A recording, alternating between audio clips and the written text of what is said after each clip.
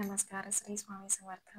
तर आज आपण जाणून घेणार आहोत 2 फेब्रुवारीला येणारे वसंत पंचमी कशी साजरी करायची, त्याची स्थिती, पूजा विधी, शुभ मुहूर्त आणि मेन म्हणजे विशेष विद्यार्थ्यांसाठी काय सेवा करायची, तर ते मी आज तुम्हाला सांगणार आहे.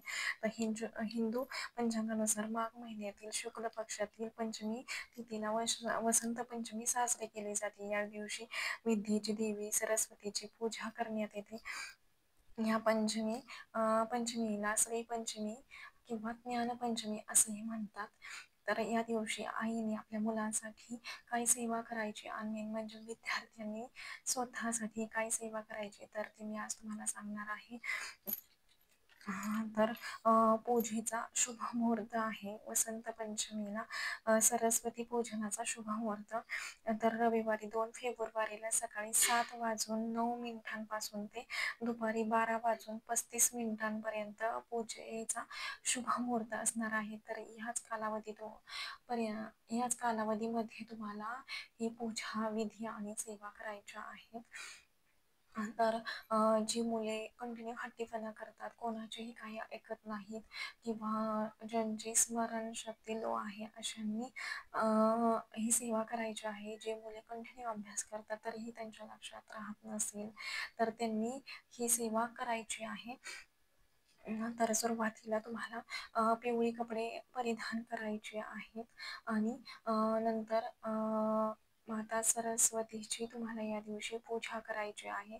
तर सुरुवातीला तुम्हाला माता सरस्वतीचा फोटो लागेल, फोटोची पूजा करायची, किंवा फोटो नसेल तर तुम्ही सरस्वती यंत्र हे बाजारात भेटतं, तर ते तुम्हाला आणायचं आहे आणि पूजा करायची आहे. धूप दीप दाखवायचं आहे, फुले अर्पण करायचे आहेत माता सरस्वती देवीला आणि नैवेद्यात फळे, मिठाई अर्पण करायची आहे. मेन म्हणजे पिवळी मिठाई हे अर्पण केल्यानंतर ना माता सरस्वतींना प्रार्थना करायची आहे की जे काय आमच्या अभ्यासात किंवा अडचणी येत असतील किंवा मुलांच्या स्मरणशक्तीबाबत किंवा ही मुले हट्टीपणा करत असतील, त्यांच्यासाठी प्रत्येक आईनं आपल्या मुलांसाठी माता सरस्वतीची प्रार्थना करायची आहे आणि मग ह्या सेवेला सुरुवात करायची आहे.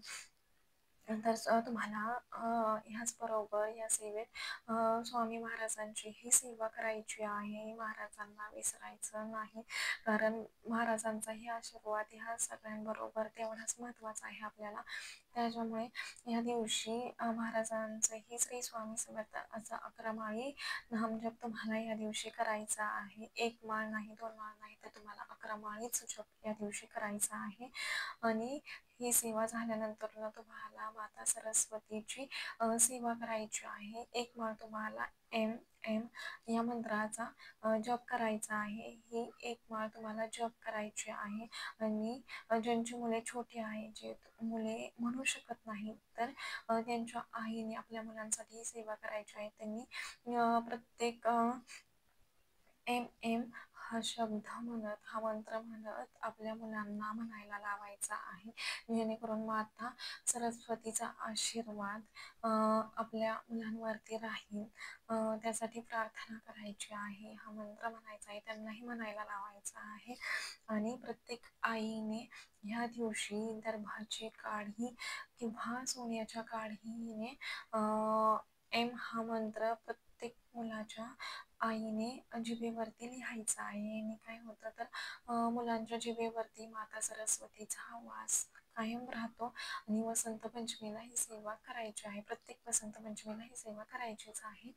तर दर्भाची काडी किंवा सोन्याची काडी मधात बुडवून मुलांच्या जिभेवरती एम हा शब्द लिहायचा आहे, जेणेकरून माता सरस्वतीचा आशीर्वाद मुलांच्या जिभेवरती राहील आणि त्यांची स्मरणशक्ती वाढण्यासाठी ही सेवा करायचीच आहे.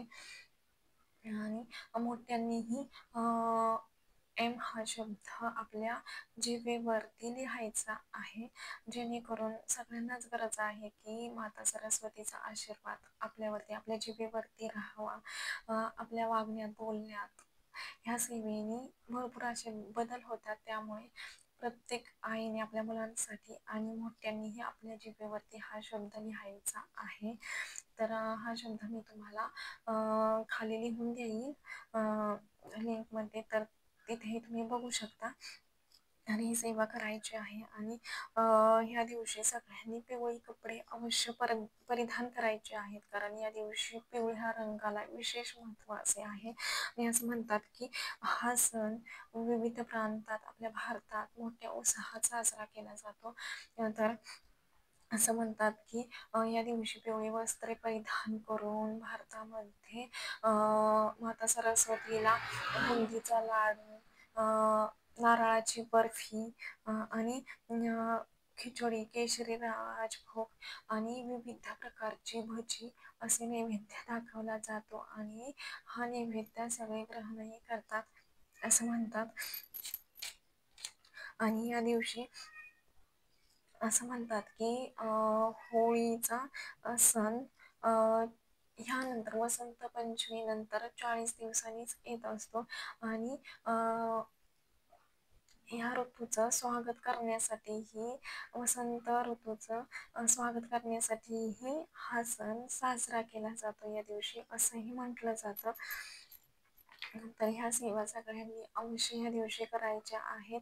आणि मुलांकडून ही सेवा नक्की करून घ्यायची आहे प्रत्येक आईनं आपल्या मुलांसाठी.